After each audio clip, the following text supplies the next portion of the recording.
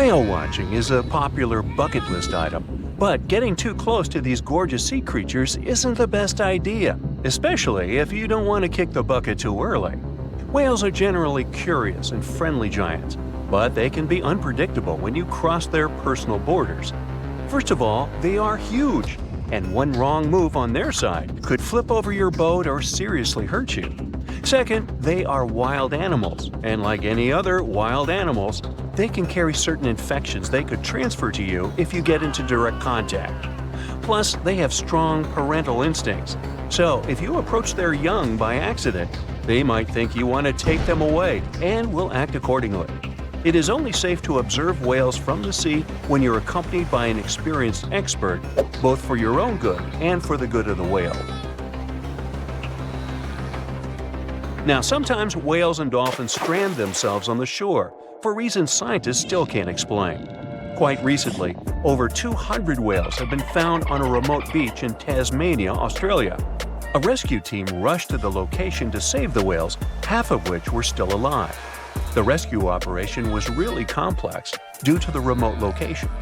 The locals were trying to help the whales, covering them with blankets and pouring buckets of water on them to keep them alive.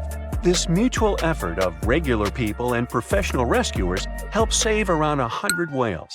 As to why this happened, one theory says the stranded whales might have had a leader who had some problems with orientation and took the whole pod to the wrong place. The Australian box jellyfish looks just like any other jellyfish you've probably met in the sea. But don't let these creatures deceive you. They're considered the most venomous marine animals. Box jellyfish got its name because it does look a lot like a box. Unlike other kinds of jellyfish that float with the current rather than swim, this creature can reach a decent speed and choose its own direction. And here comes the scariest part.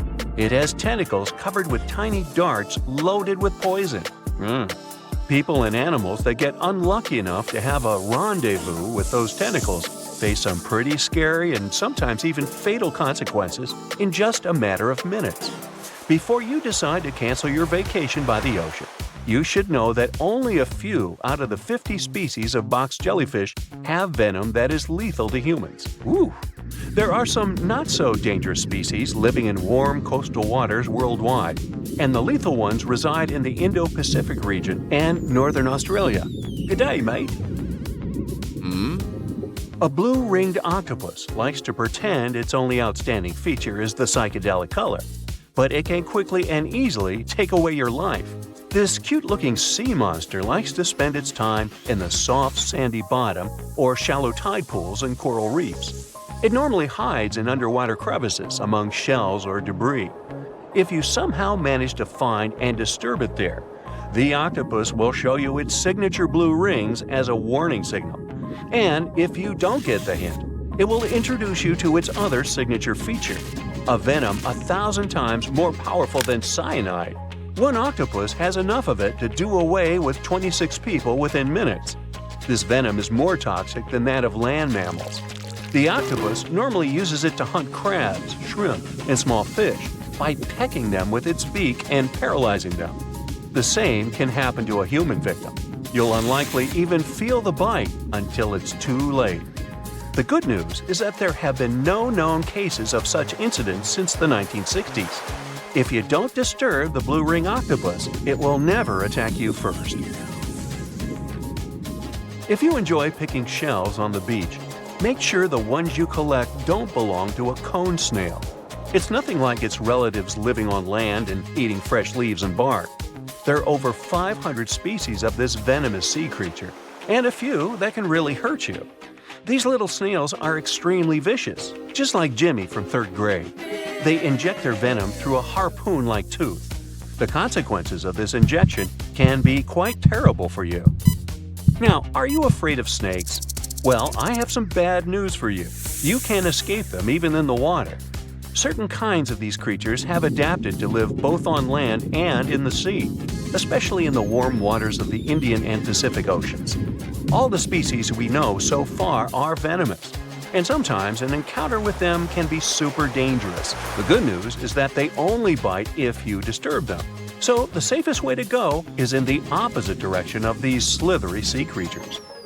Not only venomous sea creatures present a danger to you while you're in the water. Strong earthquakes sometimes cause the formation of massive ocean waves. If they head ashore, they hardly leave anything intact in their way. You know this dangerous sea phenomenon as a tsunami. There is also another type of this natural disaster called a meteotsunami. They're caused by rapid storm systems and pressure changes above the open water. A powerful storm can generate a whole wall of water. Sometimes this wall grows several feet high while it moves through a shallow continental shelf, inlets, or bays. If it gets strong enough, it can damage houses close to the water. It's really tricky to forecast or detect a meteotsunami because it's nearly impossible to tell from a seismic one. It happens much more often than regular tsunamis, especially in the Great Lakes area. Now, the ocean can be dangerous to you, even if you're staying in what seems like safety on the shore. One such unpleasant surprise could be a sneaker wave moving your way. As you can guess from its name, waves like this sneak out on unsuspecting beachgoers. They look average, but turn out to be way bigger and more dangerous than you could imagine. Sneaker waves always appear without warning after smaller waves carry huge amounts of water, sand, and gravel. They're so powerful, they can carry swimmers further away into the ocean. They can swipe you off your feet and into the water when you're casually strolling on a jetty or the beach or on an outcropping nearby. Oregon State University researchers found that sneaker waves form in offshore storms that carry wind energy to the ocean surface. With all that energy, several waves unite and overlap into one beast that stands higher and goes further ashore than a regular wave. Another thing that makes them more dangerous is that they're hard to predict. The logic of regular wave formation doesn't work with them. Square waves, looking like a giant chessboard over the ocean, are the reason many people visit the Isle of Ré off the western coast of France. If you visit it, you'll notice plenty of signs warning you to stay away from the water once you notice the unusual pattern.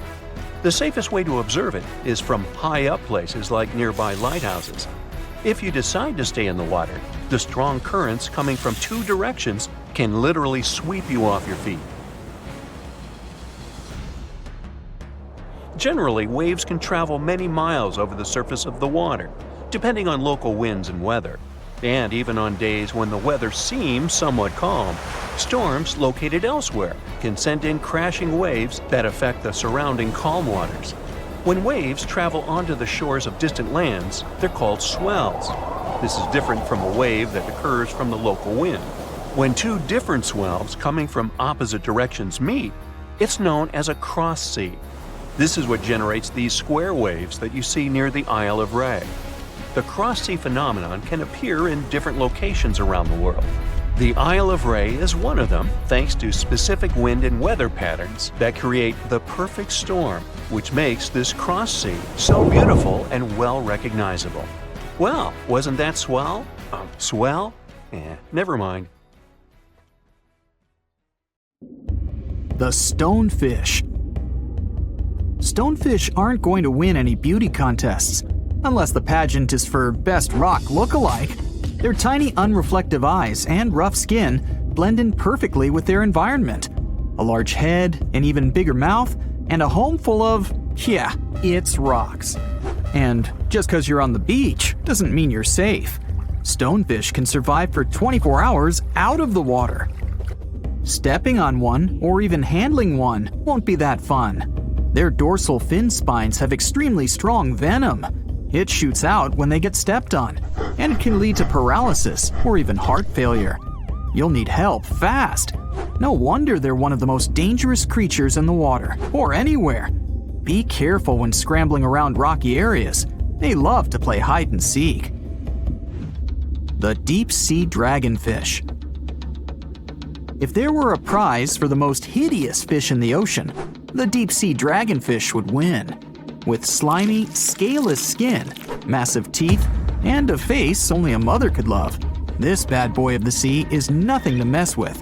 It likes to swim between 700 feet and 6,000 feet below the surface of the ocean, where the waters are the darkest and coldest.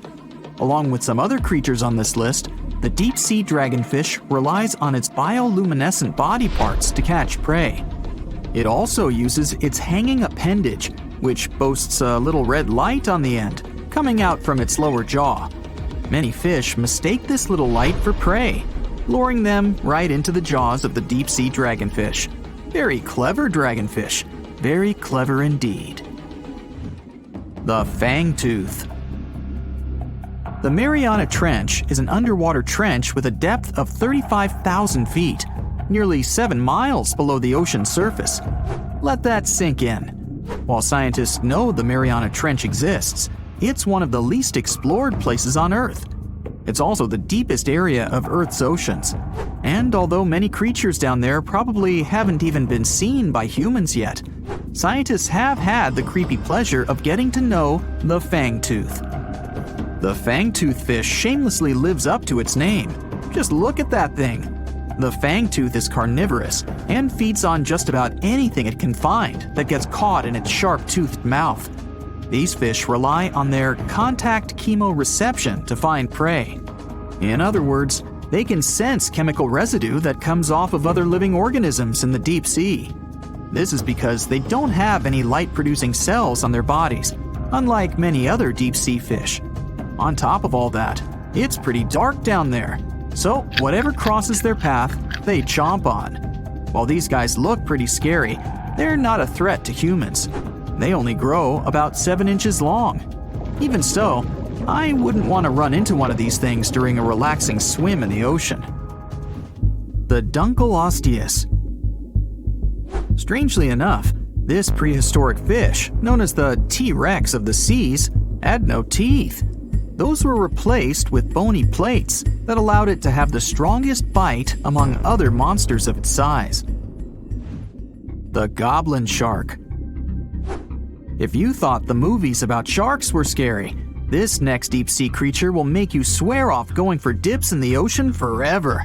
However, it lives 3,000 feet underwater, so you'll never likely see it face to face.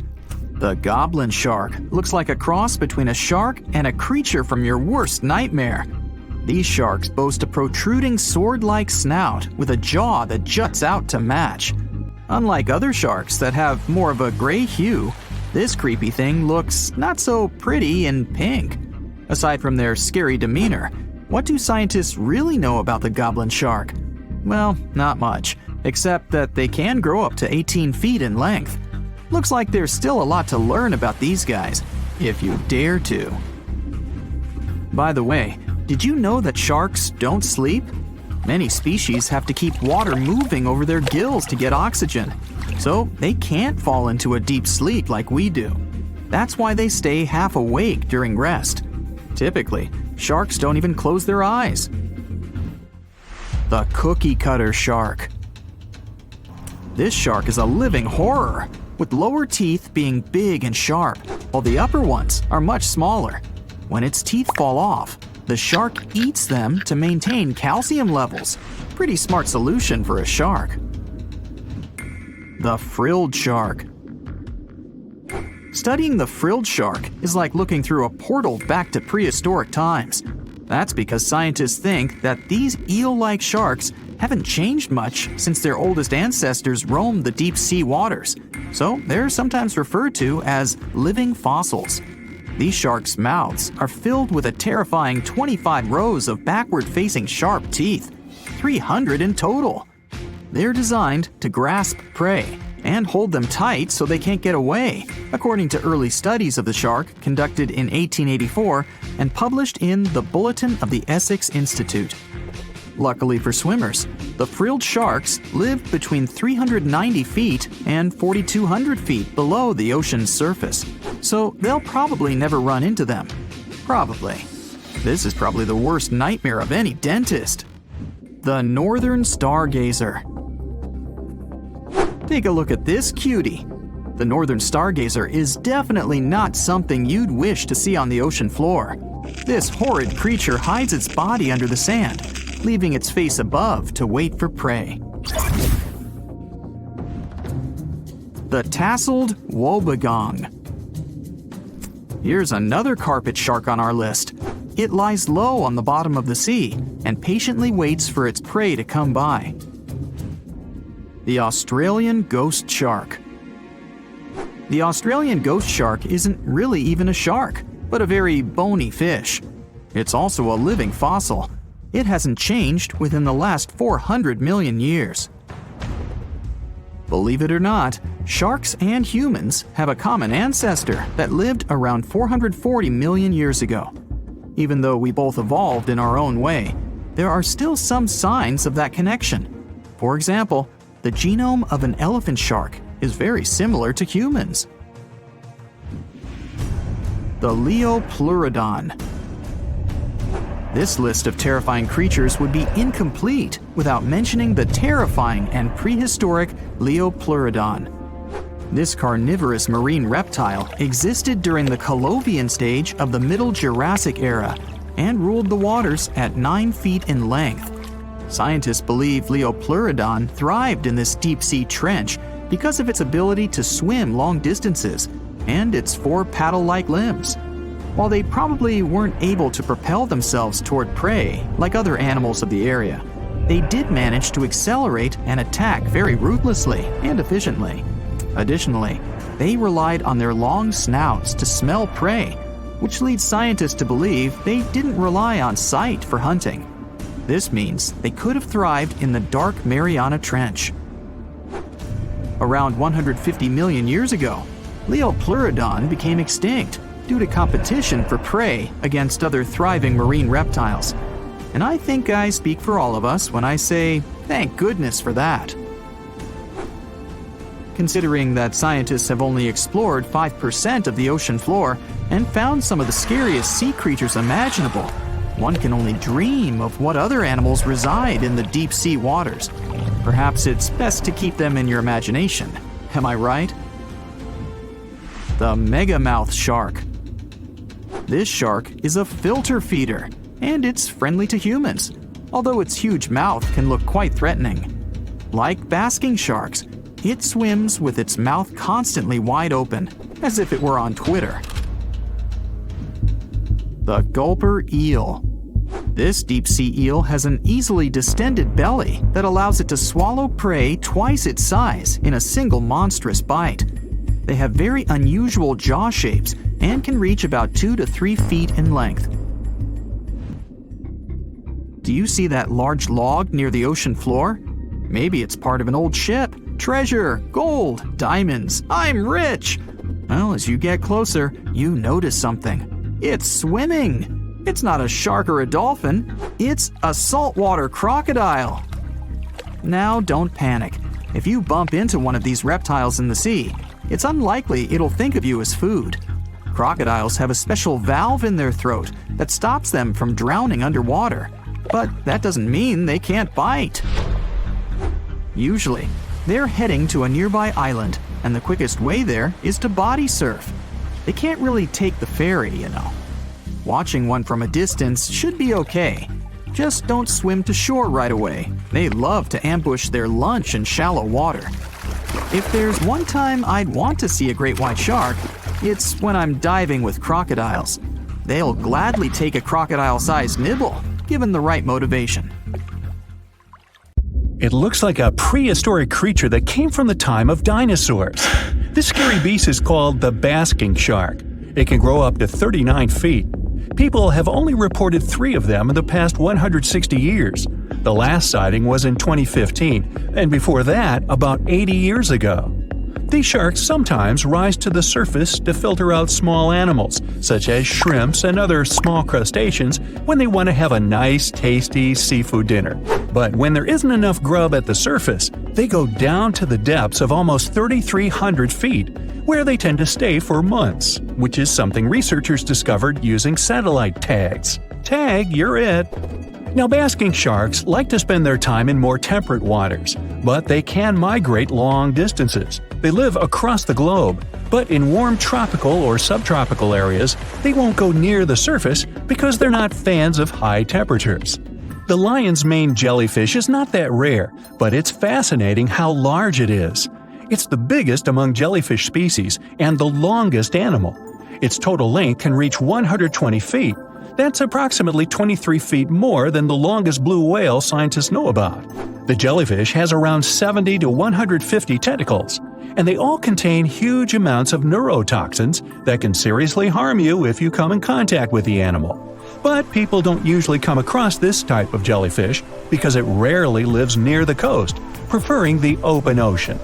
Generally, you can find the lion's mane jellyfish no deeper than 65 feet below the surface, where it dines on small fishes, zooplankton, and some other types of jellyfish. It uses its tentacles to catch its value meal. Hey, you want fries with that? The giant phantom jelly comes out of the darkness and depths of the ocean's midnight zone. Its sun hat-shaped bell reaches over 3 feet across. This bell trails 4 ribbon-like mouth arms that can be up to 33 feet long. This quite rare creature uses its mouth arms to catch unfortunate animals swimming around and not knowing what's coming for them. Giant phantom jelly propels itself through the water with periodic pulses coming from its orange head. It glows faintly and mysteriously in the pitch-black depths. It lives across the globe in all the oceans except for the Arctic. I'm guessing it's too cold. Because of its odd shape, people often call the oarfish the dragonfish or sea serpent.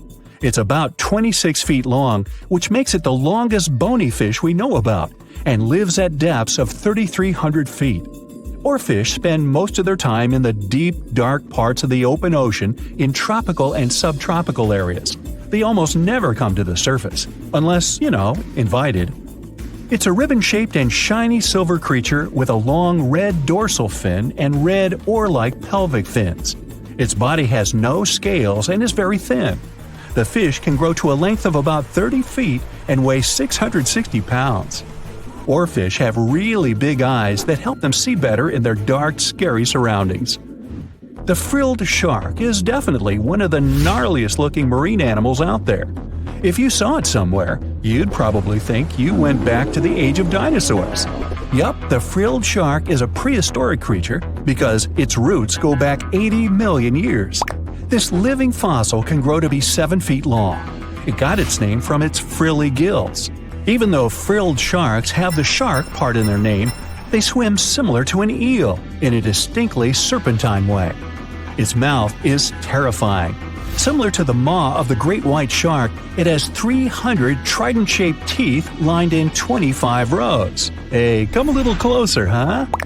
Researchers discovered this creature in the 19th century, but people rarely see it, and no wonder. It usually lives at depths of between 390 and 4,200 feet. Most of the time, the frilled shark feeds on squid, swallowing them whole. Its long jaws allowed the frilled shark to gape extra wide and swallow animals half as long as its entire body. Goblin sharks are very rare. Researchers have spotted fewer than 50 of them in more than 120 years. But maybe that's for the best, since we're talking about a pretty scary fella with a narrow snout and sharp teeth. It's also capable of thrusting its entire jaw outward when it wants to catch something. Sounds familiar. As it's lurking through the dark depths of the ocean, a goblin shark sees a small squid that looks quite yummy. The dangerous animal inches toward the squid. When the poor creature notices the predator, it tries to dart away, but it's too late. The shark has already thrust its jaw the whole 3 inches out of its mouth.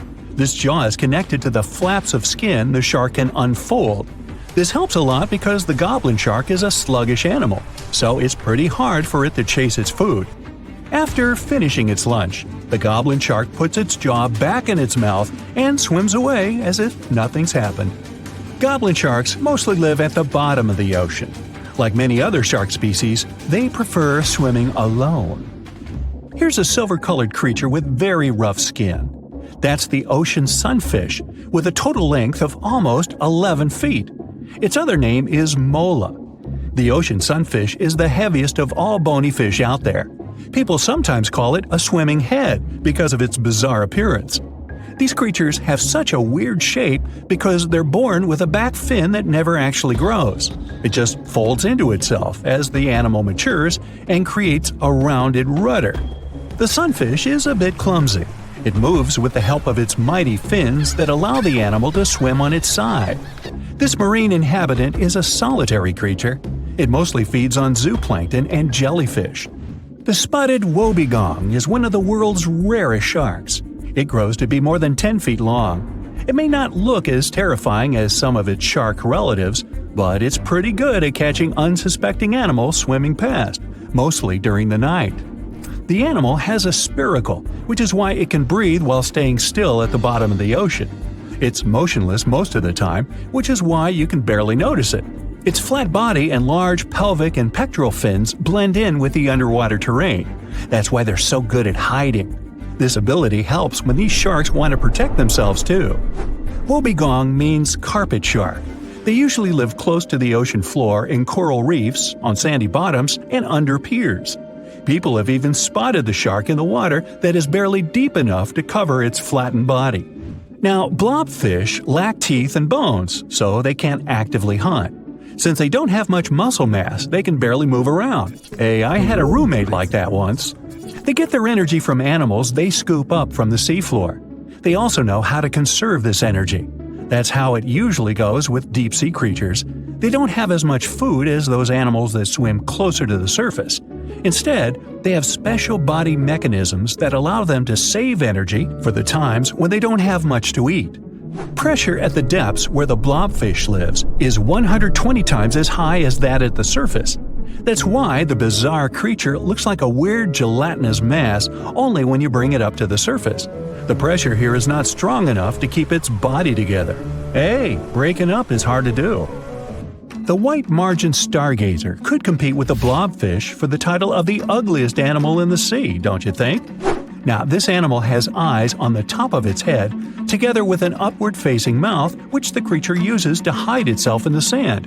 That's where it spends most of its time, with only its eyes protruding from the sand.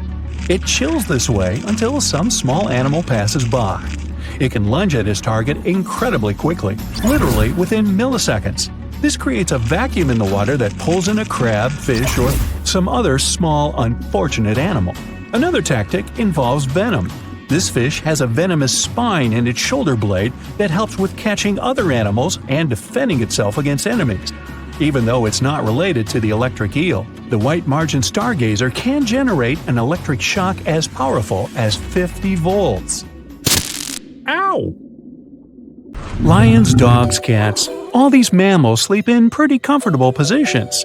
But not whales. They look like giant floating loaves of bread, which is a scene one diver accidentally came across in the Caribbean Sea. 6 whales were just standing upright with their tails pointed down at a depth of about 65 feet below the surface. Scientists discovered that when sperm whales take a nap, they stay in this position for 10 to 15 minutes. They don't move or breathe. But these creatures spend only 7% of their time asleep, far less than other mammals.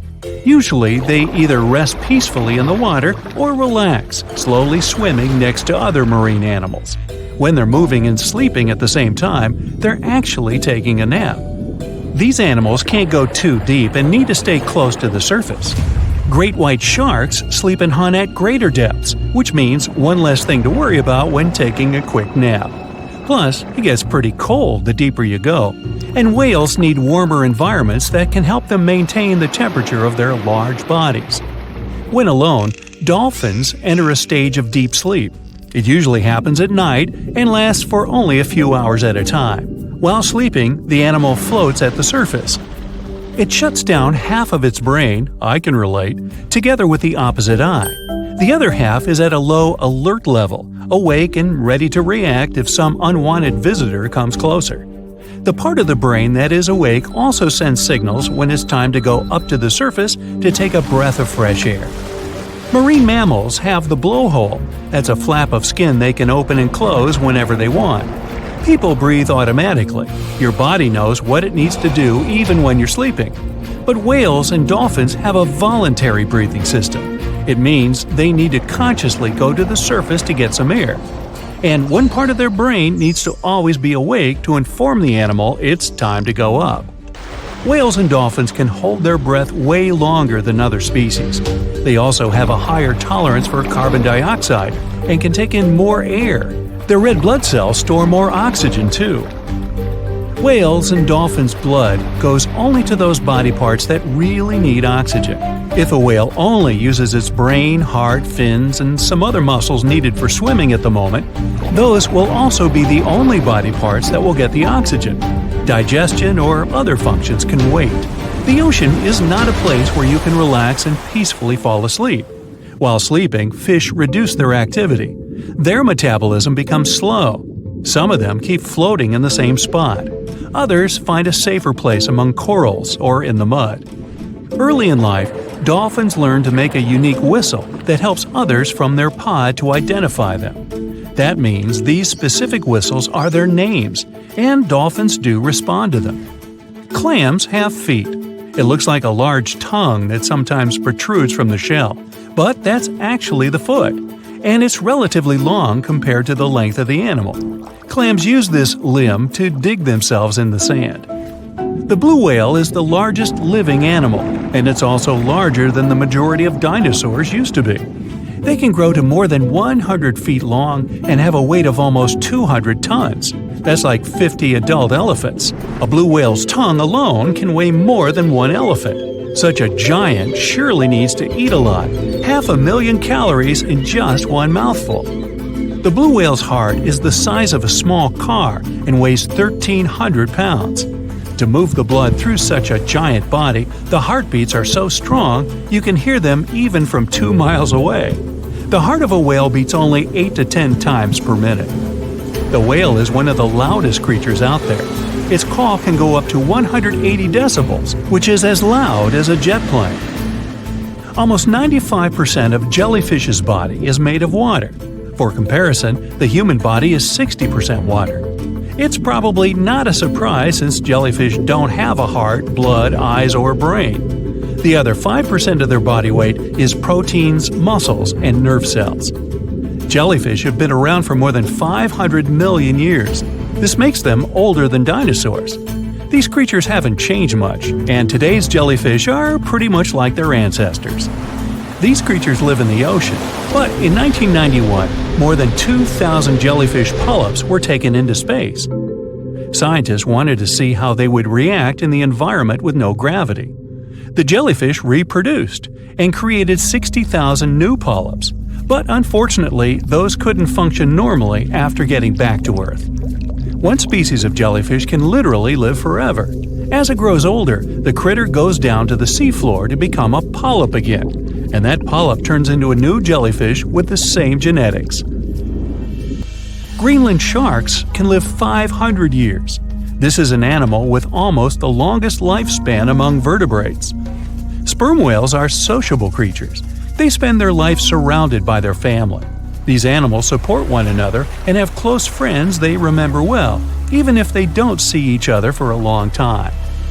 Electric eels have small eyes that are not so effective in environments with no light, so they mostly rely on their electric organs. Those consist of 6,000 cells. Eels use them to stow power, similar to batteries. These creatures use electricity like bats use their radars or dolphins their sonar. An eel can also produce enough electricity to power a panel of light bulbs. There's a small tropical archer fish that can learn to recognize human faces. This fish has an interesting ability to spit small jets of water from its mouth. Researchers showed the fish the image of two different faces placed side by side. One was unknown and the other was familiar. The fish was supposed to spit water at the familiar one. The creature took the right guess more than 80% of the time. Every year in the winter, great white sharks that live along the California coastline disappear. It feels as if they take a vacation for 30 to 40 days. The animals go to a point halfway between Hawaii and Mexico. They might do it to get some food, relax, or hang out with their buddies from other areas. The spot is now called the Whale Shark Cafe. Some types of sharks, like makos, whale sharks, or white sharks, breathe in a very specific way. It requires them to swim all the time. They also need to move quickly and with their mouth open. This way, the oxygen can enter and reach their gills. Sea sponges are some of the most primitive animals. They're immobile, don't have a mouth, eyes, bones, brain, heart, lungs, or any other organ whatsoever. And still, they're alive. There's such a thing as a sea unicorn. That's an animal called the narwhal. Its horn is actually a tooth that can grow up to 10 feet long. Manatees, also known as sea cows, are distant relatives of elephants. Their weight can go up to 1,000 pounds. These creatures are vegetarian and need to eat around 10% of their total weight on a daily basis. That's lots of sea salad. In some cases, manatees share space with alligators, but they get along pretty well. You can even find a photo from Florida where an alligator rides a manatee's back. Frogfish have special fins that help these creatures walk along the sand. They're very useful in shallow waters. A ghost pipefish is hard to see, but once you spot it, you're bound to get really surprised. Its head makes up over 40% of its body. Crabs don't feel like wasting time on such formalities as putting foods in their mouth.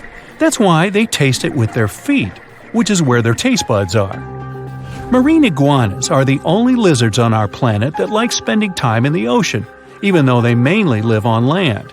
They're herbivores that feed in shallow waters and swim like snakes. Iguanas use their long claws to hold on to the bottom when they need to graze. Green turtles can cross over 1,400 miles when migrating. They try to find the perfect spot to lay their eggs.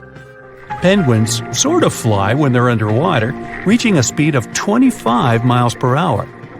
More than 5 million years ago, I've heard, I wasn't around then, deep-sea worms and humans had a common ancestor. So we still share 70% of our genes with these creatures, and with sea stars, squid, and octopuses. The ocean covers over 70% of our planet, and over 80% of it is unexplored. More than 1 million species live there. But there are not only animals, 3 million shipwrecks are lying all over the ocean floor, hiding mysterious stories. Many of them are yet to be discovered. How heavy is the largest living snake?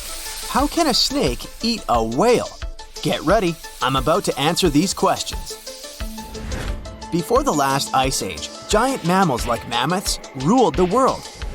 The modern animal kingdom we're familiar with was shaped around 55 million years ago. I mean, there were still 1,000-pound bear dogs living from Asia to America. But modern whales, for instance, began to appear later. I'm saying modern whales because, surprise, surprise, whales weren't always fully aquatic. The ancestors of the ocean's biggest animals once walked on dry land. They had 4 legs and lived on the coast. Now, I want to introduce you to a snake that used to eat these whales, the Paleophis, a genus of a marine snake. Scientists say it's hard to understand how big the Paleophis was due to its fragmentary fossil record. They assumed that it could have reached up to 40 feet long. Its fossils were found in different parts of the world, from England to Morocco and Virginia, USA. The Paleophis is extinct now, and sea snakes today are only about a quarter of the size this majestic creature used to be. So no need to worry about this underwater monster. But there once was an even bigger snake, the Titan boa. It was around 50 feet long and most likely weighed over a ton. It used to live in what is now known as northeastern Colombia, around 60 to 58 million years ago. Scientists say that it mostly fed on fish. Another giant animal that lived in the past was the black Gigantopithecus. These primates aren't related to gorillas. They lived in the area of modern China. Some people believe that they're still alive, but so far, no one has laid eyes on them. Some people even go further and say that the stories of Bigfoot or Yeti are based on these animals. This rodent became extinct about 2 million years ago. Its main habitat was South America, more specifically, Uruguay. What's astonishing about this species is that it was the largest rodent ever known. It was bigger than a bull. Scientists believe that it weighed up to 1,000 pounds. A distant relative of this rodent is still alive today. It's called the pacarana. It's a rare animal that lives in South America. It weighs up to 33 pounds and measures up to 31 inches, not including its cute and fluffy tail. The Arthropleura was an insect that lived in prehistoric times. Imagine a giant millipede measuring up to 8 feet in length. Here you go. It was one of the largest land animals of its era, about 315 million years ago. The Arthropleura's shell was covered with tough plates. These plates were there to protect the creature from damage. Most of the time, it burrowed into the ground to avoid becoming some other animal's dinner. Meet the megalodon.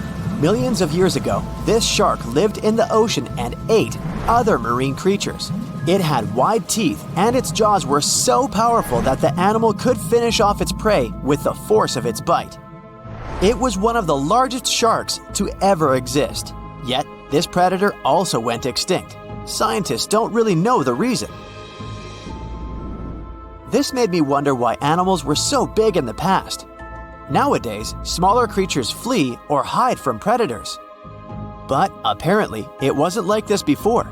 Many centuries ago, animals didn't just run or hide, they fought back. Research suggests that this behavior may have been the most important motivation for prey to grow bigger.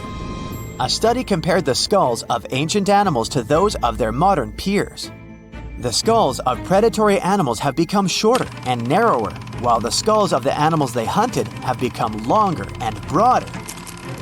This means that predators learned to become experts in hunting, while prey worked on developing their defense skills. You see, a larger body size was a great advantage because it made it harder for predators to take down the animals they hunted. The bottom line, self-defense made prehistoric animals larger.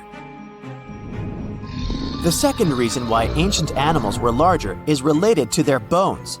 They had hollow bones, which are lighter than solid bones. This type of bone allowed large animals to move quickly.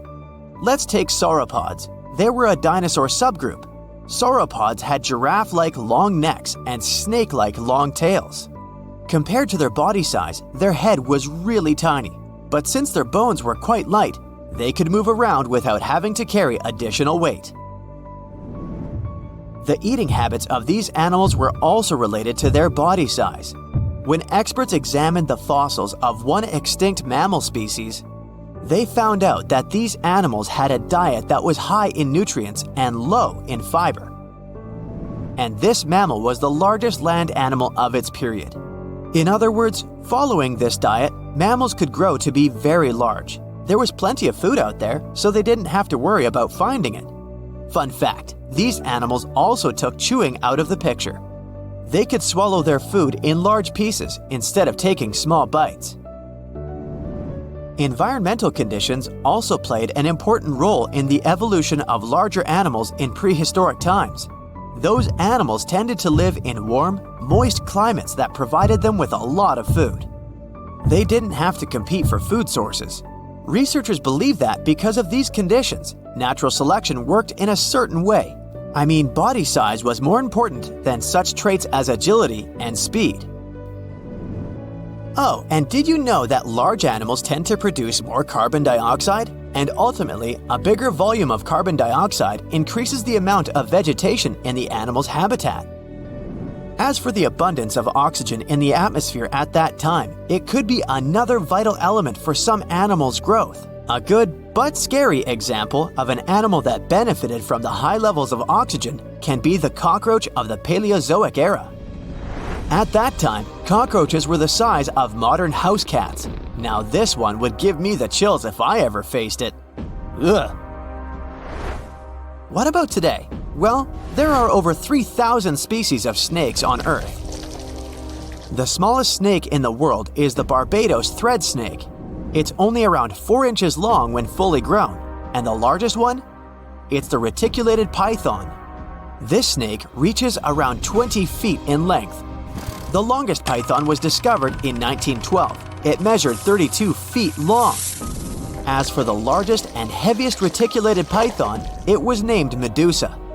Medusa was approximately 25 feet long and weighed 350 pounds. These reptiles lived in Southeast Asia in rainforests, woodlands, and grasslands. Don't be confused though, the reticulated python isn't the heaviest snake in the world. This title belongs to the green anaconda. It weighs approximately 500 pounds. Green anacondas are found in South America and Trinidad in damp, humid areas. I have a bonus for you. Here is a flying snake. You can find these snakes in Southeast Asia. They don't fly like birds, of course, but they do use the power of flight. They can go as high as 300 feet. They leap from tree branches into the air. Once they take off, it's all about aerodynamics. Their main technique is flaring their ribs and pulling in their abdomens. While airborne, they undulate from one side to another and slightly up and down. This motion helps snakes to turn and glide. Why bother with all this if they can just crawl in an old-school way? Scientists aren't sure, but they believe it might be related to escaping from predators. This way, they move from one tree to another without having to get down to the ground. Every now and then, people discover fossils of animals that lived millions of years ago. These ancient discoveries continue to capture our imagination. Which of these animals would you like to see alive? Now prepare yourself for some weird stuff. We're going to dive into the fascinating world of sea cucumbers, the squishy detritivores that are nature's very own recyclers. These exotic marine creatures might not be everyone's first choice for a pet, but trust me, they've got some unique talents that are worth talking about. Sea cucumbers are colorful little creatures with a digestive tract that's basically just a hole at either end. Their bodies are fat and squishy, covered in leathery skin, and guess what? They breathe through their butts. These amazing creatures have found a way to make the most out of every part of their body, few as they are. Now, you might be wondering what sea cucumbers do with their unique set of skills. Well, they play a crucial role in cleaning our planet's waters. They munch on all the debris found on the seabed and break it down internally, removing all the bad stuff in the process. It's like having little vacuums cleaning up the ocean floor. Believe it or not, sea cucumbers are in high demand in the kitchen too. They're harvested and traded in many countries. The Asian market, in particular, absolutely loves them. You can find them being sold cooked and dried under all sorts of fancy names. Or, if you prefer a more direct approach, you can just call them sea slugs. Now, here's the fun part. A dried sea cucumber can cost you up to a whopping $1,400 per pound. These squishy delicacies are truly worth their weight. But let's take a step back in time. The tradition of eating sea cucumbers goes way back, more than 1,000 years in Asia to be precise. And as demand for these curious creatures grew, so did the need to find them elsewhere. This led to overexploitation of local fisheries, causing sea cucumber stocks to diminish in many countries. Uh-oh, not good for our little sea cucumber friends. One of the most interesting examples of sea cucumbers is the pink see-through Fantasia. Not only does it look amazing, but it also has this great defense system, where it uses bioluminescence to scare off predators. Thankfully, some brilliant researchers around the world have decided to act. They're on a mission to breed sea cucumbers and replenish the depleted fisheries. They're also exploring how these creatures can be a reasonable food resource and help reduce the damage done by fish farming. In Scotland, for instance, where a team of enthusiastic students started a company for this particular purpose. Their goal? To figure out how sea cucumbers can absorb as much of the bad stuff they can in the water. They might just be the aquatic superheroes we've been waiting for. Meanwhile, in Sweden, marine biologists are working hard to restore the population of red signal sea cucumbers. These poor creatures have been fished out of local waters, but specialists are determined to give them a fighting chance.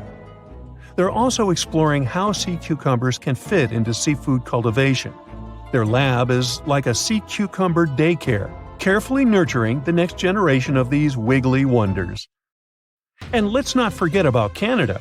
Research scientists are focusing on the giant red sea cucumber. These magnificent creatures can grow up to 20 inches long and are perfect for co-cultivation with other species. They're even developing special containment systems that will make it easier to keep sea cucumbers where they're needed the most. Okay, speaking of amazing sea creatures, What about a fish that can fly? Heard that right, we're about to stumble upon a land where fins meet flying, and the ocean becomes a runway for these airborne acrobats. Prepare to be fantastically entertained. Nah, I didn't write that one. So picture this, you're lounging by the warm ocean waters, minding your own business, when suddenly you see a fish soaring through the air like a torpedo. That's right, they are real and they got some serious style.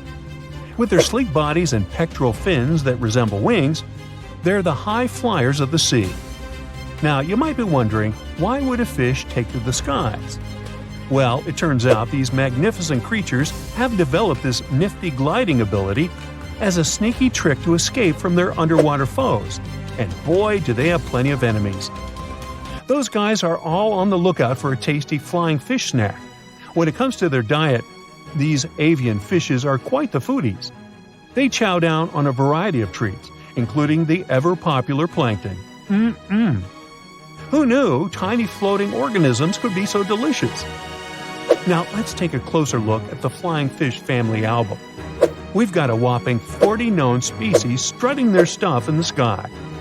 And here's a fun fact. All of them have tails that are forked in an uneven manner, with the lower lobe being longer than the upper one. It's like the fishy version of a funky hairstyle. And there's more. Some of these weird flyers even have supersized pelvic fins, giving them the appearance of having 4 wings. Can you imagine the envy in the fish community when they see these trendsetters gliding by? Okay, now let's get to the nitty-gritty of their airborne adventures. The flying fish takeoff is a sight to behold. First, they gather some serious speed underwater, reaching a zippy 37 miles per hour. That's faster than some highway speed limits. Then, like a rocket ready for blastoff, they angle themselves upward and break the ocean surface, ready to take flight. But they don't stop there. These thrill seekers can reach heights of over 4 feet in the air. Can you imagine the view from up there? They glide through the sky, covering long distances. That's like the fishy equivalent of a marathon. And here's the best part. When they approach the water again, they can flap their tails and continue their flight without fully returning to the depths. These fishy flyers are also all about the nightlife. Just like partygoers flock to a glittering disco ball, flying fish are attracted to light. Crafty fishermen take advantage of this by setting up canoes with just the right amount of water to keep the fish comfy but prevent them from escaping. Then they add a luring light to the scene, and before you know it, flying fish are caught left and right, supplying a bountiful catch for those lucky fishermen. Don't worry though, these flying fish aren't on the endangered species list. Not yet, at least. The next time you find yourself by the ocean, keep an eye out for these marvelous creatures. You never know when you'll see a flying fish extravaganza. Our next adventure takes us into the quirky world of underwater romance. Picture this. A scene that looks like someone doing the tango with their lunch. Wait, what? No, it's not a throwing up contest, I promise. We're diving headfirst into the jaw-dropping, pun intended, mating ritual of the Jawfish. These curious creatures call the coral reefs of the Caribbean Sea and the Western Atlantic home. And boy, do they know how to make a spectacle of themselves. Forget about pickup lines or fancy gestures. These jawfish rely on their unique jaw-based moves to pursue their potential partners. It's like a dance-off, but with their mouths. Not only are these fishy fellas skilled in the art of sand scooping, but they also double as diligent parents. Talk about alliteration. Talk about multitasking. The males take their parental duties to the next level by carrying the precious eggs in their giant mouths until they're ready to hatch. It's like they have their own aquatic daycare center going on. When they're not busy nurturing their offspring, these jawfish transform their mouths into fighting tools. That's right, it's time for the Jawfish Fighting Championship. They go head-to-head, or rather mouth-to-mouth, in epic battles of mouth strength and agility. You know the old saying, put your money where your mouth is? Well, these jawfish take it to a whole new level. Whether it's for romance, parroting, or friendly competition, these jawfish show us that sometimes actions do really speak louder than words.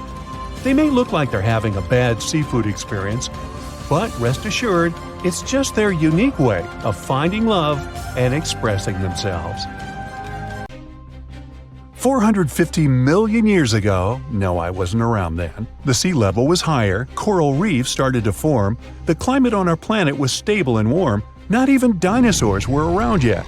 The time when bony and jawed fish we know as sharks appeared. They've been dominating the oceans and making other marine creatures flee in fear ever since. Many of them, like great white sharks, have evolved and adjusted to life in the open ocean as hunters with a pretty high position in the food chain. They're less diverse today than before. One of the reasons is the asteroid strike from the age of dinosaurs. After it reduced the number of shark species, only smaller and deep-water kinds that ate primarily fish survived. They started getting bigger over time. Near the surface, sharks such as makos or great white ones develop faster movements and are somewhat between gray and blue to blend in with their surroundings. The epaulet shark can even walk on the land. It can't take a walk on the beach because it can't breathe outside of the water, but it lives on coral flats in shallow tropical waters, so it can walk in kind of a crawling motion. But deep down below, there are mysterious, alien-looking, often huge shark species that didn't come to the surface, which is why they didn't need to adjust to the new environment and different conditions. They haven't changed a lot through time, so they're some living fossils. These creatures mostly don't have 5 gill slits, the most common number, but 6 or 7. It's because there's less oxygen the deeper you go in the ocean, so they need more gill slits. Sharks on the surface evolved to have fewer gill slits. 6-gill sharks are the most primitive sharks we have today. Their skeletons are like those of ancient extinct sharks, and they can survive only in very deep waters. Like cats, sharks have a layer of reflective cells placed inside their eyes, which helps them see better in the dark, deep sea or cloudy waters.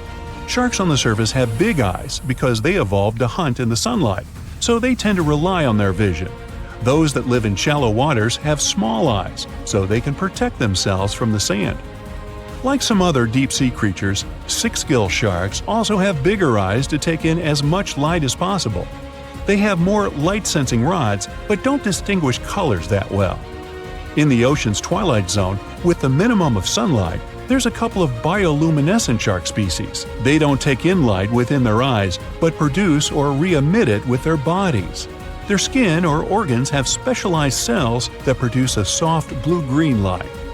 Deep-sea creatures that produce their own light do that to attract their prey, deter animals from going after them, or, scientists think, communicate with each other. It can even help them to camouflage. They do it by hiding their silhouettes from animals going after them. They produce enough light to match their surroundings. The biggest luminous underwater creature is the kitefin shark, found swimming 980 feet below sea level, preying on groundfish or smaller sharks.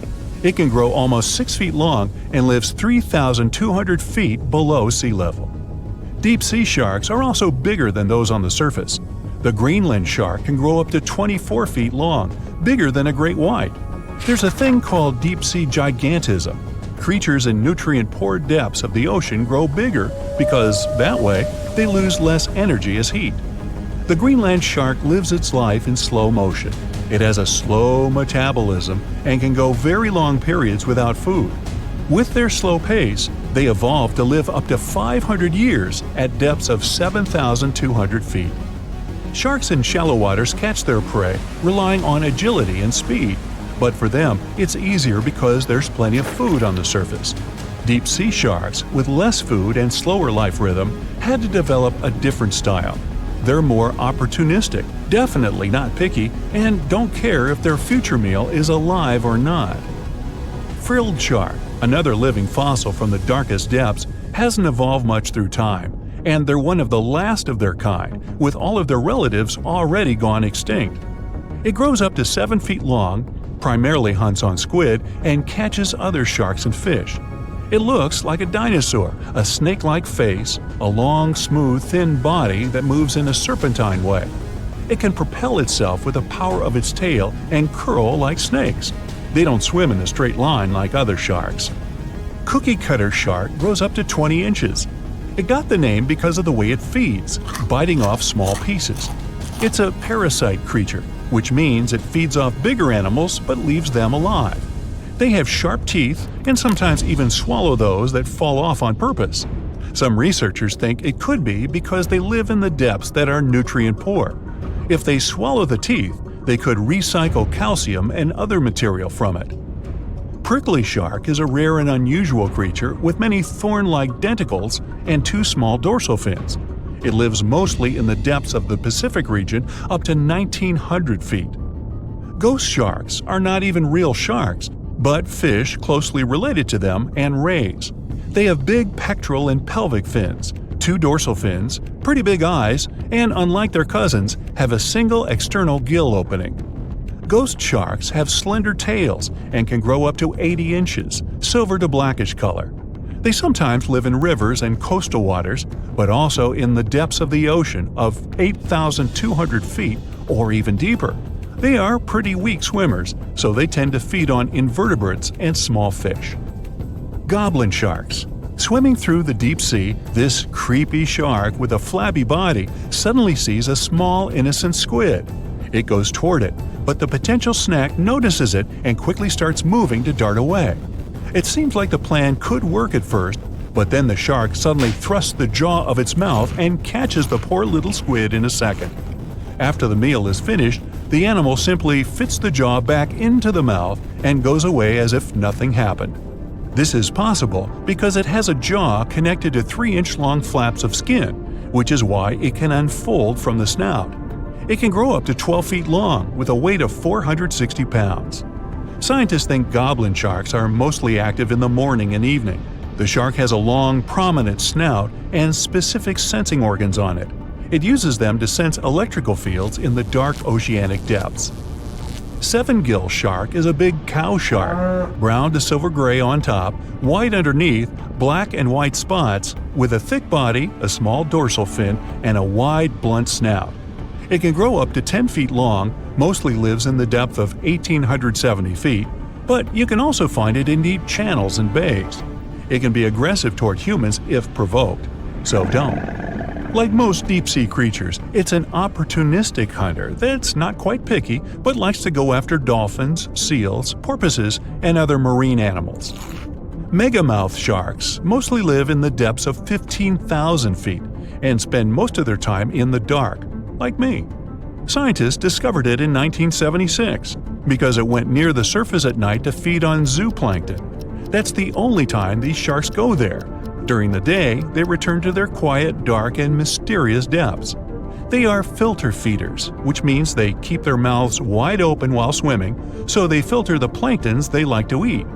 There are organs that produce light inside of their mouths, which attracts potential prey, such as pelagic crustaceans. These sharks live in the deep parts of the ocean, but you can rarely find them below almost 2 miles. Scientists think some other, stronger bony fishes outcompeted them. Deep parts of oceans became oxygenated around 70 million years ago, and sharks have been around way longer. But bony fishes adjusted and adapted efficient ways to use oxygen, while sharks were slow with adaptations, so they lost. Also, oceanic depths are way colder, which is challenging for fish and the rest of cold-blooded animals because the speed of their metabolism widely depends upon the external temperature.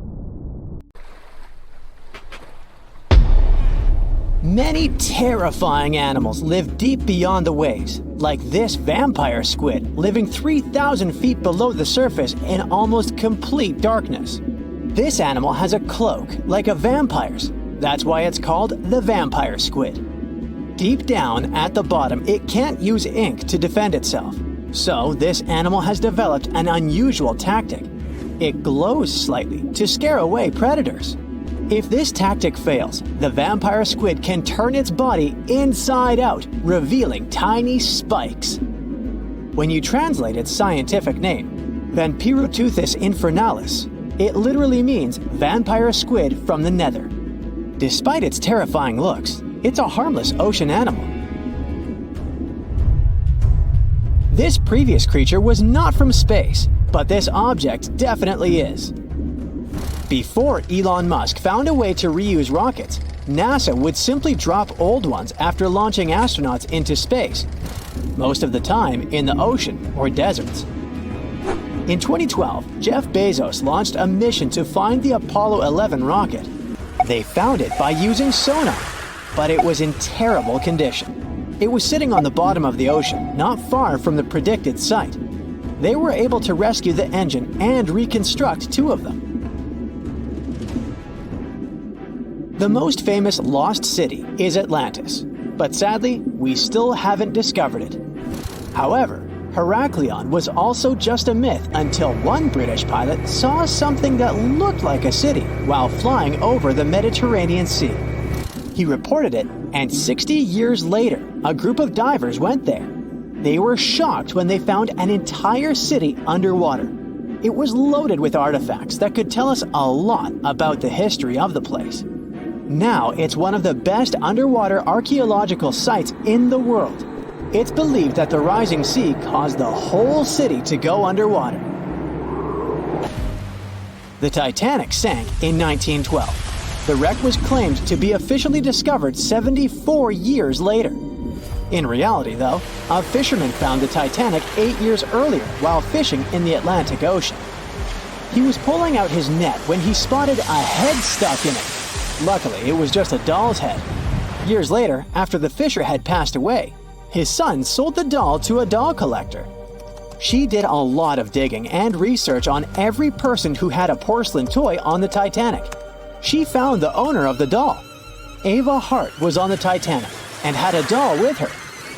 Ava survived the catastrophe by a miracle, but her toy didn't.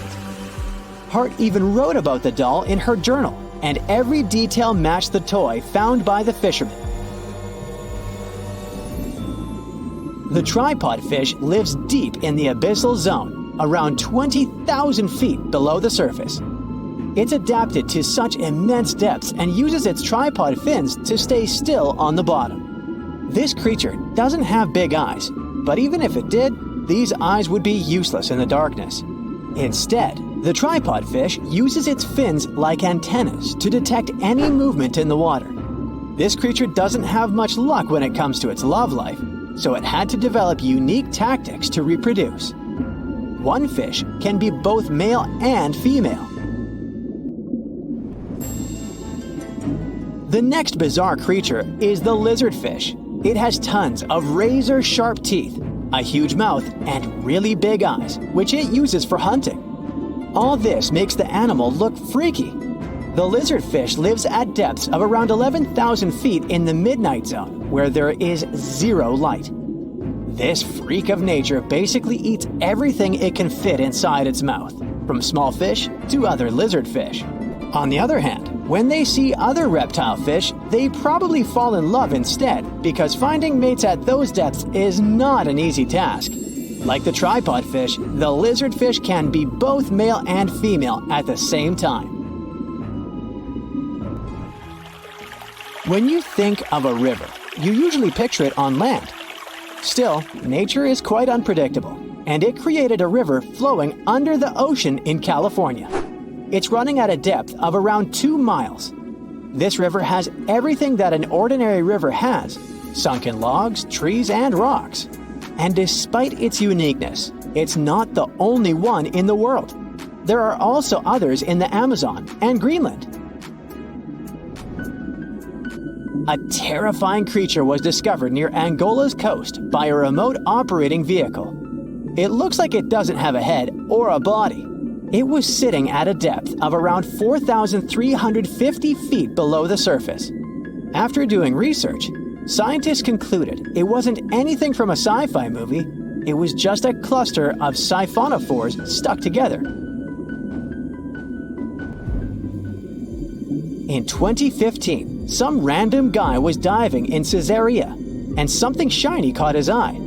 He reached out, grabbed it, and realized it was a gold coin. After that, he examined the bottom and found out that there were many more.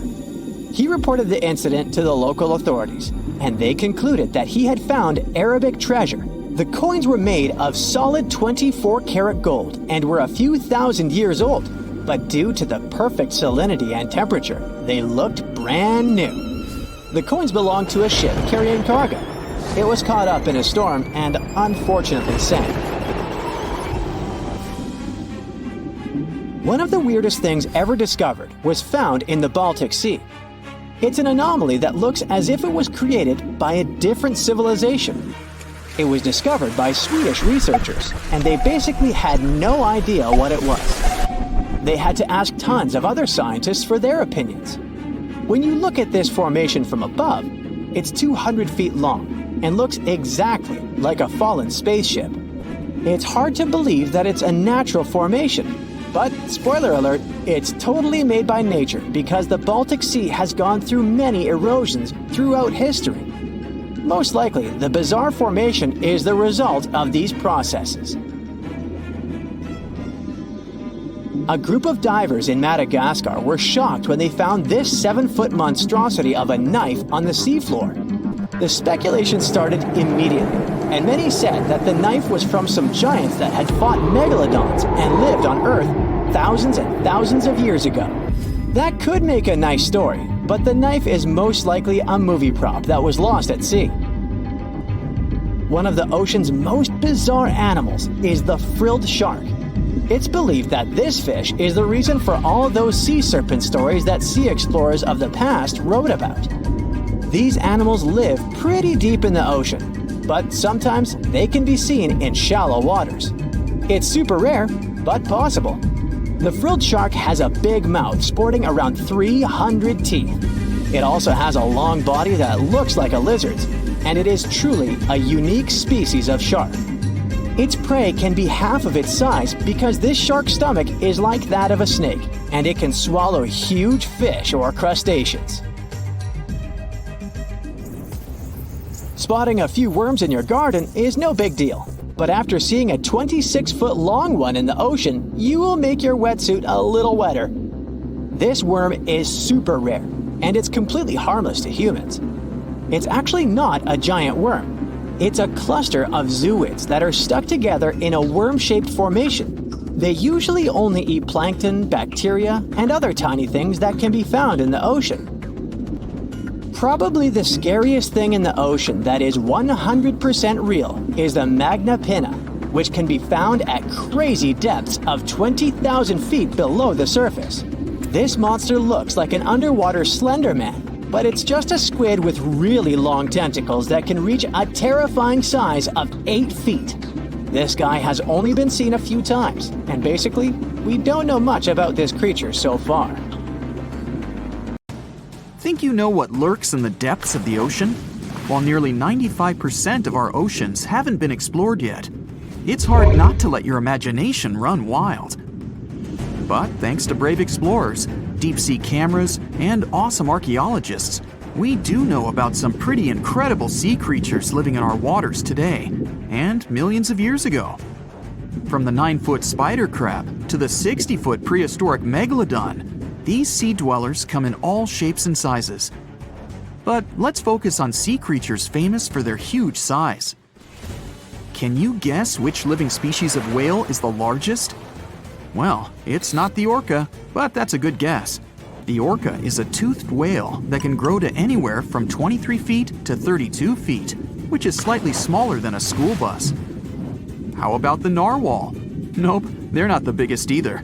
These unicorns of the sea live mainly in Arctic waters and only grow 13 feet to 20 feet in length, and that's including their 9-foot tusk. Tired of guessing? Okay, I give in. The largest whale that still exists today is the blue whale. At a jaw-dropping 82 feet to 105 feet, the blue whale is not only the biggest whale we know of, but is currently the largest animal to have ever lived on Earth. Seriously. These animals are bigger than a T-Rex, and even the prehistoric megalodon. If you were to put a blue whale next to a school bus, it would look like it could swallow it. Think about that. According to National Geographic, a blue whale's tongue can weigh the same as an elephant. And their hearts can weigh as much as a car. That doesn't even sound possible. It It's no wonder these giants need to eat about 4 tons of krill every day. While there aren't too many animals living today that can compete with the blue whale's epic proportions, there is an entirely different species that is a good contender, and it's not quite what you would expect. It's a jellyfish. No, I'm not talking about the little jellyfish that wash up on the shore and ruin a perfectly good day at the beach. I'm referring to the lion's mane jellyfish, the biggest jellyfish around. This invertebrate can grow up to 120 feet long. They also come in different gorgeous colors like red, purple, or even shades of orange. As if their length wasn't impressive, the lion's mane jellyfish boast a whopping 8 sets of 70 to 150 tentacles. That means they can have up to 1,200 in total. And here's the giant oceanic manta ray, the largest type of ray in the world. Their wingspan can be longer than a bus. These guys can reach 30 feet in length. They also have the biggest brain compared to body size among all fish. Unlike their stingray cousins, mantas don't have venomous tails. And while the lion's mane jellyfish and the blue whale are yet to be beaten for the longest sea creature, there is one marine creature that can grow even larger in length. The Portuguese Physalia physalis, tentacles and all, can reach a length of 165 feet long, and that's according to mentalfloss.com. While this thing may look a lot like a jellyfish, it's actually known as a siphonophore, and there are hundreds and sometimes thousands of them that are genetically identical. Their long tentacles help the organism catch prey, and its sting is fatal to most animals, even humans in some cases. What's even creepier is that if one of the tentacles comes off the organism for whatever reason, it can float around the water for days before decomposing. Even if it's detached, this tentacle can still sting you. But don't go running out of the ocean just yet. Your chances of being hurt by a Portuguese Physalia physalis sting are pretty slim. However, if you do get stung, the side effects aren't pretty, with welts, stomach cramps, an elevated heart rate, and an upset stomach. While you don't want to go anywhere near these long creatures, they sure are pretty to look at. Check out all those colors. The Shastasaurus is the biggest marine reptile that has ever existed. These predators lived during the late Triassic period, about 210 million years ago. These amazing giants could reach lengths of up to 69 feet and weighed more than 75 tons. This made the Shastasaurus as heavy as a blue whale. And if you could stand this creature up vertically, it'd be as tall as a 7-story building. Despite appearances, the Shastasaurus was actually pretty slim for its size. Its ribcage was only 6 feet across. You'd think that this big guy was chowing down on other dinosaurs, but that's not the case at all. This reptile survived on a diet that consisted of small fish and cephalopods, like octopuses and squids. The Albertonectes is a bright representative of the plesiosaur family, meaning that this marine reptile had a small head on an incredibly long neck and large flipper-like limbs that helped it move through the water. These creatures occupied the seas around North America 76 to 70 million years ago. The length of this sea monster could reach 38 feet, with its neck taking up 23 feet of that length. Its neck was a true record breaker. It had a whopping 76 bones in it. No other animal known to humankind has had so many vertebrae in its neck. Scientists aren't sure why they needed such a lengthy neck. They might have used it to collect shellfish off the seabed, or perhaps it helped them capture their main prey, fish and squids. This aquatic reptile also had gastroliths in its stomachs. Some of them were as big as 5.5 inches in diameter. The Tylosaurus belonged to the mosasaur family. It dominated the shallow seas of North America about 85 to 80 million years ago. This was an enormous predator, with the biggest representatives reaching 45 feet in length. It had a narrow hydrodynamic body with a blunt, powerful head that the animal used to ram and stun its prey. Its body was equipped with agile flippers and a long tail decorated with a maneuverable fin. The Tylosaurus was a carnivore, and its diet included not only fish, turtles, and small sharks, but also other mosasaurs, plesiosaurs, and flightless birds. Meet Ophthalmosaurus. This prehistoric reptile thrived during the late Jurassic period and lived in oceans all over the world. Ophthalmosaurus weighed somewhere around 6,000 pounds and grew to approximately 16 feet long, according to newdinosaurs.com. That's about the same length as the beluga whale that exists today. It's too bad these guys went extinct before we had a chance to see them ourselves, as their cartoonish wide eyes and dolphin-like features are pretty darn cute. Of course, the Ophthalmosaurus evolved over time to become ophthalmologists, or eye doctors that we know today. No, that's just a lie. Just testing you. The Mosasaurus is a truly gigantic predator that dominated the seas all over the world about 66 million years ago. According to fossil evidence, some specimens could be more than 50 feet in length. This fact makes the Mosasaurus the biggest marine carnivore of its time. One of the most terrifying things about this creature was its crocodile-like head, decorated with literally hundreds of razor-sharp teeth, neatly organized in 2 rows on both jaws. The thing is that it was pretty challenging for the Mosasaurus to grab its prey in the water. That's why it had all these teeth, plus something special: pterygoid teeth anchored to the bones on the roof of its mouth. This made hunting and holding onto its prey much easier. The Styxosaurus belonged to the plesiosaur family and lived during the late Cretaceous period, around 85 to 70 million years ago. Upon first glance at this dinosaur, you might mistake it for a sea snake, and it'd be an honest mistake. Styxosauruses were about 35 feet in length, but over 16 feet of that consisted just of their long snake-like neck. They had a comparatively small body and weighed approximately 4 tons. Their mouths were full of razor-sharp cone-shaped teeth that they used to catch fish. They didn't need to chew their prey, thanks to the 200 small stones called gastroliths in their bellies that probably aided in digestion. At the same time, some scientists believe that the Styxosaurus used these stones to sink to the ocean bottom in search of particular types of fish. Looks kinda like Nessie to me. Now, get this. Octopuses are visitors from outer space. Here's how this would have happened. Ice-kept eggs of octopuses stuck in spatial bodies crashed into Earth. Then these guys would have mixed together with a pre-existing set of genetic information available on our planet. And presto, octopuses were born.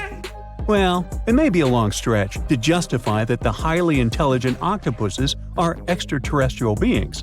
But the idea is based on a theory that has been around since ancient Greece, something known as panspermia. Now, panspermia is a hypothesis that says life exists all around the universe, not only in planets. So, things such as space dust, asteroids, and even spacecraft have their share of life glued to them. And when they travel across the galaxy, life is disseminated. This strand of thought has been polemic, since it goes against the idea that all life originated right here on our planet. But as much as this new octopus theory might be refreshing, it doesn't contribute too substantially to the search for life on other planets. It's just too hypothetical. Now, octopuses are in fact incredibly old. The oldest known fossil belongs to an animal that lived almost 300 million years ago. FYI, this is before our dinosaur buddies roamed the Earth. Wait, there's more! Octopus arms have a mind of their own. That's because 2/3 of their neurons lie in their arms, not in their heads. This means that their arms can problem-solve how to open a shellfish, while their owner is worried about other stuff entirely. Talk about ninja-level multitasking. Oh, and like other animals, such as chimpanzees and dolphins, octopuses have proven to be good at maneuvering tools, like picking up old shells and using them as a temporary home. Now, of course, the most intelligent animals on our planet are humans, according to humans. But we don't seem to give pigs enough credit. Pigs are so smart they can play video games. No, not Minecraft. But in a recent academic study, scientists had 4 pigs play a joystick game. They had to manipulate the stick so that the moving ball would hit the wall and then they would get a treat. All 4 pigs did great in the test, which was surprising even to the scientists. Now, pigeons also aced an impressive test. They were trained to differentiate a Picasso painting from a Monet one, which they had no trouble learning. Then they were able to apply this knowledge, identifying works of art they had not previously seen, meaning they really understood the difference between each painter. Poor things are always seen as a nuisance. Now, if we placed kangaroos in an animal's most amazing ability contest, they'd win. It's mainly because they break the four-legged rule. A special species of kangaroo, the red kangaroo, uses its tail to help propel it forward. Now, visually, it has 4 limbs, but in practice, it uses 5. They're biologically built to use their tail as a 5th limb, since it's packed with articulated vertebrae and thick muscles. Of course, it had to be an Australian animal. Okay, jokes aside, Australia is home to a variety of unique animals, like the most venomous snake in the world.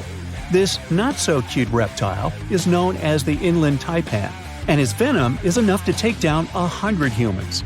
And still, on the topic of dangerous animals, the island is also home to one of the world's most venomous spiders, the funnel web spider, which can be found not too far away from downtown Sydney. Yikes! The Little Mermaid may have shown us that life is good under the sea, but she didn't mention anything about the bizarre ways of the anglerfish. Anglerfish are those special types of fish that have a huge whip nose connected to the front part of their bodies. They look like they're forever holding a lantern in front of them, except that the little lantern they carry is a type of bioluminescence, and is far from romantic, as anglerfish use it to lure smaller fish in as their meals. It was back in 1999 that scientists discovered that these little guys spend most of their lives upside down. They had never seen anything like that.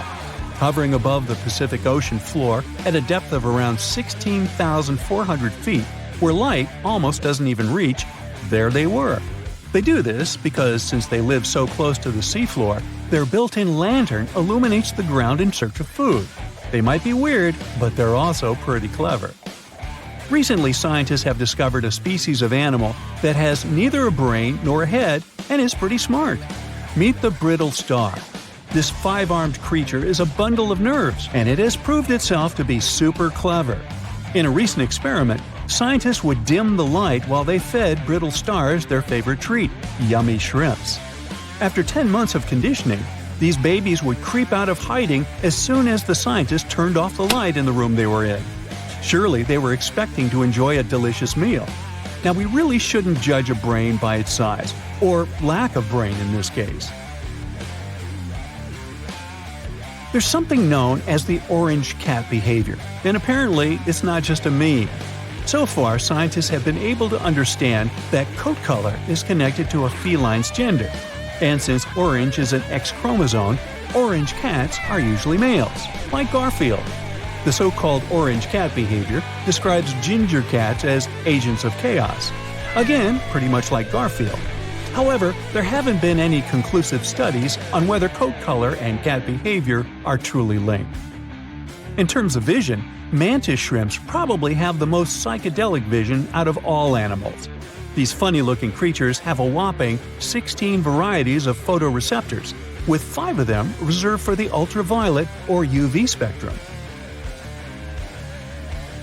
Ultraviolet rays are really short wavelengths, which are invisible to humans. The thing science still doesn't understand is how exactly these mantis shrimp view the world around them. Sure, they can perceive a bunch of colors, but they can't necessarily distinguish all of these colors among themselves. It can be that they just see a lot of really vivid, really blurry colors, but we haven't figured out a way to check that out. Now, to say sloths are cute is an understatement. They may be one of the friendliest animals in the jungle, but there's more. If you look closely at their fur coat, you'll notice hints of green. These greeneries are actually tiny little algae that grow alongside sloths. They help sloths to camouflage better in the jungle, but they also nurture them. The little cracks inside a sloth's fur create the perfect environment for algae reproduction, and scientists have found species of algae that don't exist anywhere else in the world. They do get by with a little help from their friends. Deep within the Sahara Desert, you'll find a little creature known as the fennec fox. This huge-eared animal adapted perfectly to survive in its hostile environment. The huge ears help them to dissipate the unbearable heat of the desert, as well as help them to hunt for underground prey. Now meet this guy. Unlike what its name might suggest, the red panda is closer to a raccoon than it is to a giant panda. You'll find a lot of these cat-sized creatures in the Himalayan region, hopping from tree to tree and bundled together trying to keep warm in the harsh weather.